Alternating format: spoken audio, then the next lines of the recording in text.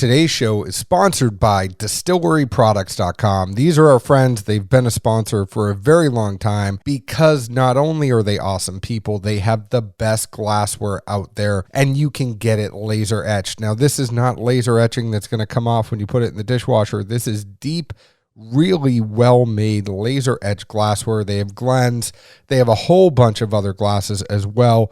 Go ahead and see for yourself. Reach out to me. I would be happy to get you in touch with Carson, Janie, Vicky, all the folks over at distilleryproducts.com. Go on their website, see all the different things they have. It is really cool to see what you could personalize on their website, distilleryproducts.com. Check them out. Today's show is also sponsored by our friends over at Orca Coolers. Orca has something for everyone, from man-made lifetime guaranteed hard side coolers to stainless steel whiskey barrel tumblers for an elevated drinking experience. That's how you can make this summer the coolest ever with Orca Coolers. Get ready to be the envy of your barbecue party with the Orca Barrel, the perfect vessel for your top shelf whiskey or any beverage. The Orca Barrel will keep your drink cool, fresh, and it will keep it that way for up to 24 hours. Orca Coolers are also a necessity this summer for the backyard get-togethers, not only because they look awesome. They are for lake days, the backyard get-together, everything in between. They're made with roto-molded construction and integrated insulation. Your Orca cooler will retain ice for days on end. And I know because I've tried it. Use code DADS20 for 20% off your order at orcacoolers.com. That is code DADS20 for 20% off your order at orcacoolers.com. Orca, for all of life's adventures. Today's show is also sponsored by our friends at Action 24/7. Now, they have apps. They have a website, action247.com, and they are the only sports book by Tennesseans for Tennesseans. You want action? Get in on the action with Action 24/7, and wow, there is a lot of action this week. Not only is it SEC tournament week, it's tournament week all around. We have storylines coming from everywhere. I mean, Duke is getting derailed by COVID. We have everything that's going on here in Nashville for the SEC tournament. Action 24/7 wants to be the place for Tennesseans to go to get in on the action of tournament time. This is my favorite time of the year. It's almost March Madness. It's tournament time. We're getting ready to see where everything is going to fall. Go to action247.com. Go to the app.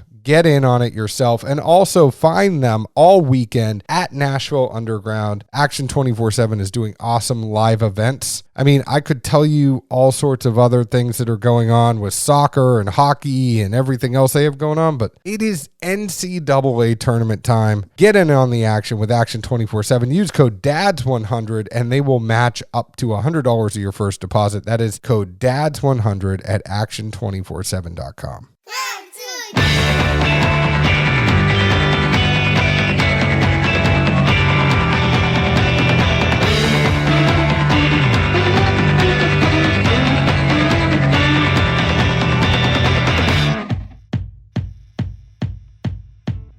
Hello, everyone. My name is John Edwards, and with me, as always, is Zeke Baker, and together we make the Dad's Drink of Bourbon. Wherever you are, whatever time it is, thank you for making us a part of your day. Hi, Zeke.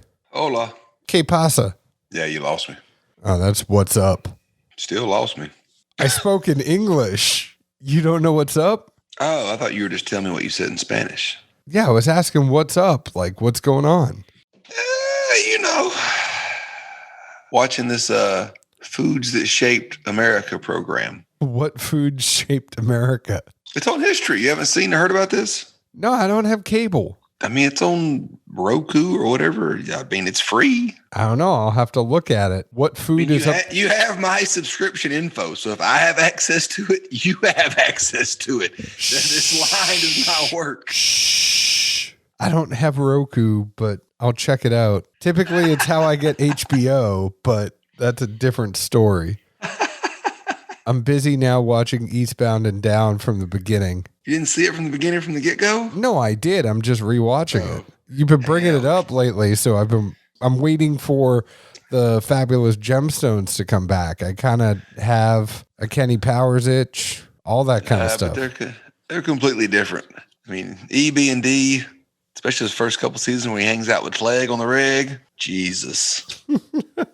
Well, today we are drinking Off Hours straight bourbon whiskey. They don't hide it. It's MGP. It is their 75% corn, 21% rye, 4% malted barley. It says it is non-age stated, or this is non-age stated whiskey, but the website says 4 years. It's 95 proof, and there's not a whole lot. Like when you go to the website is definitely like, it looks cool, you know, like, but it doesn't look like a whiskey brand as much as it just looks like a lifestyle page. And yes, there are drinks and there's bottles and there's recipes and all sorts of stuff, but it looks way too cool. It does not look Kentucky. It looks more like Arizona, California than it does in Kentucky. Did they hire the marketing team from Blade and Bow? I remember, they were a big lifestyle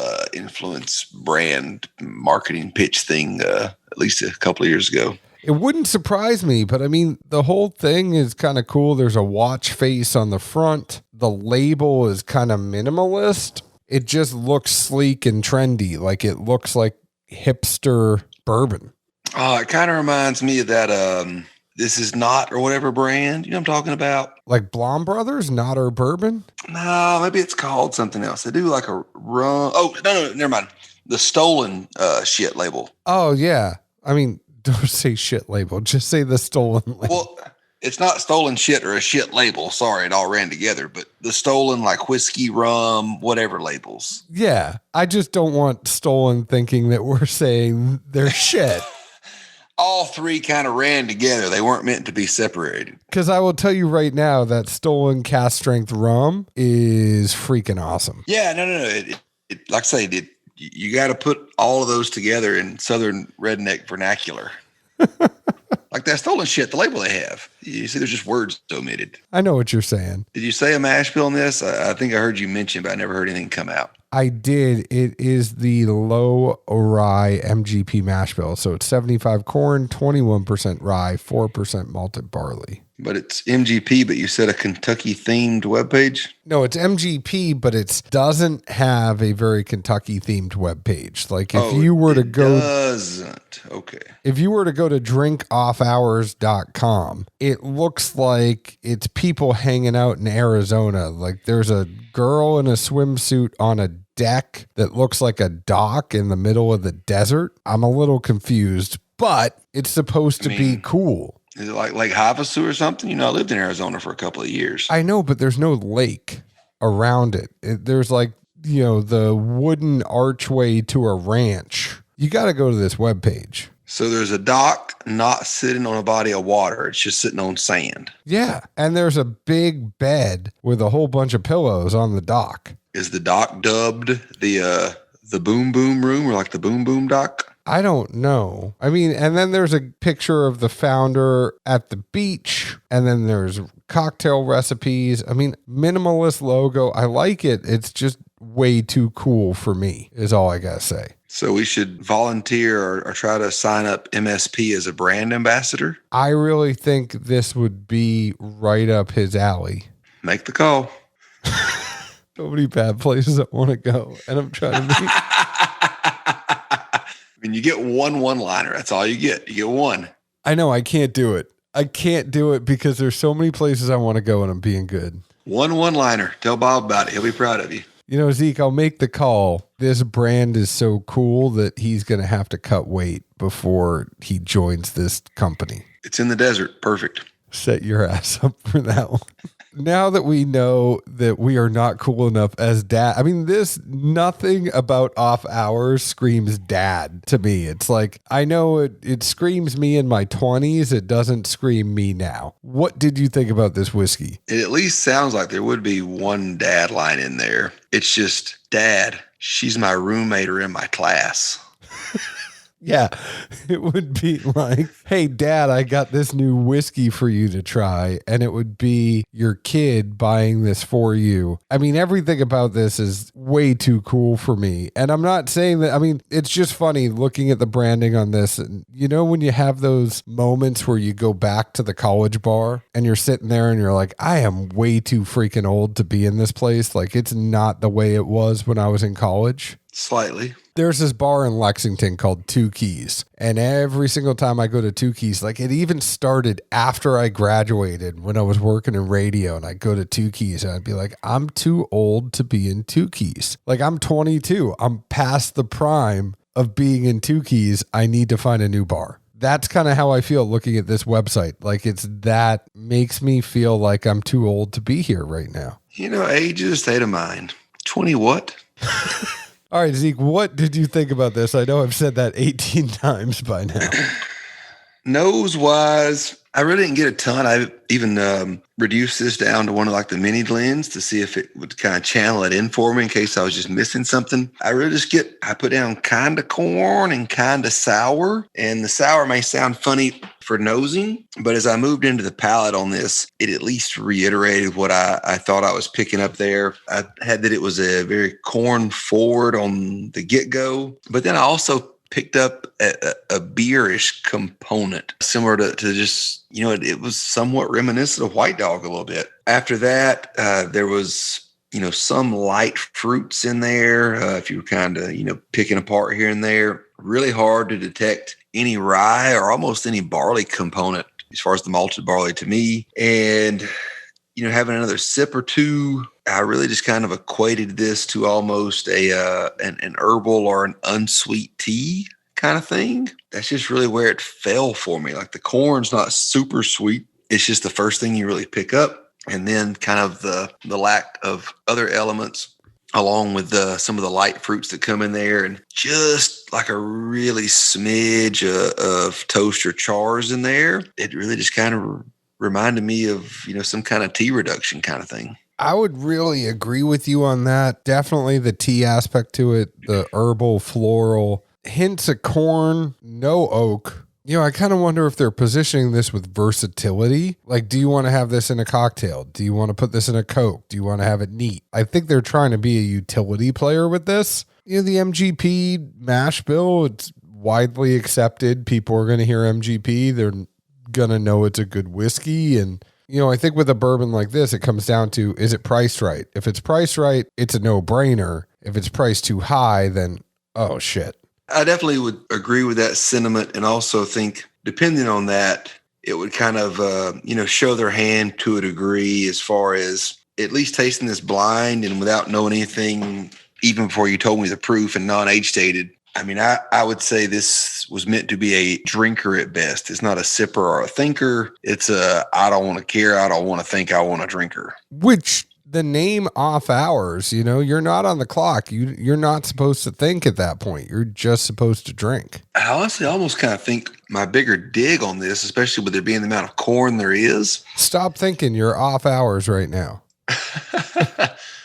Well, we don't get paid, but at least somebody asks us to think half the time. But being the fact it's corn forward, but has not much other flavors, I kind of wish the corn was sweeter and offered more like some of the higher corn mashes from other places, because it touches and hints at it, but it doesn't push you all the way there, you know, similar to some of the stuff we've picked that's been very corn forward, but it's just been that sweet, lovable, like, hey, I'll take this all day for what it is kind of thing. I find it interesting that they went with the low rye mash bill for this one, because you know a lot of the drinkers have been the high rye. The ones that get the most hype about them have been that high rye mash bill. And so if you're trying to think of something that comes through that is solid, that is versatile, I would be thinking about that high rye mash bill, because the spice could go well with a Coke, it could go well in a cocktail, and then it's going to go well neat. So my brain kind of thinks the high rye mash bill is more versatile for that reason. But I mean, I guess if you're trying to get something that's more widespread, you're not going to go with as spicy. You want to go with more of a neutral pour. I kind of think that like this pour is not marketed to us. This pour is being marketed to millennials in the younger crowd that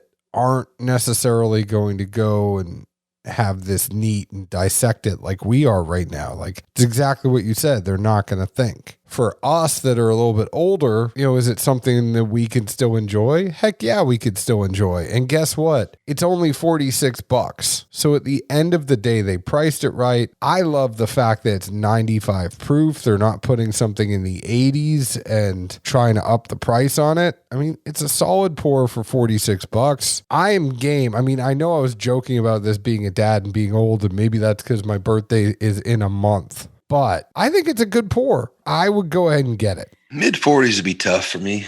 I think the precedent is there. I don't think there's a lot of other brands that are putting out similar items for cheaper. The closest thing you would probably have would be Pinhook, but the most other brands are putting this at $40. Like, even some of the stuff that's out there, MGP 4 years, $10 a year. I mean, if you think about the old Fitz method, it's $10 a year. So they added $5-6 to that. Like, and they had to source it from somebody else. I mean, this doesn't make me go crazy about the price. I don't go crazy. It's in the ballpark. I don't know. It's just the type of sweet for me just doesn't hit my wheelhouse. Could be the day of the week. Who knows? Fair enough. I mean, I understand that. If I want sweet, I want like over the top sweet. I mean, maybe not light whiskey per se, but I want that rich, like even if it's pure corn, I want the vanilla with it, the caramel, I'm eating like Laffy Taffy or something else that's, confectionery. This kind of hints at it, and it probably would be at a higher proof, but at the same time, it doesn't stick its head all the way above water, I guess. Fair enough. We can agree to disagree. That is okay. Find us on Facebook at Dad's Drinking Bourbon, Twitter at Bourbon Dads, Instagram at Dad's Drinking Bourbon. Thank you, Off Hours, for sending us a bottle to review. Chances are you already know we have a podcast because you're listening to us right now. Zeke, where else can the folks find us? Good old Nashville, Tennessee, or look for the big bald big cat in the Sunshine State soon. Cheers. Ciao.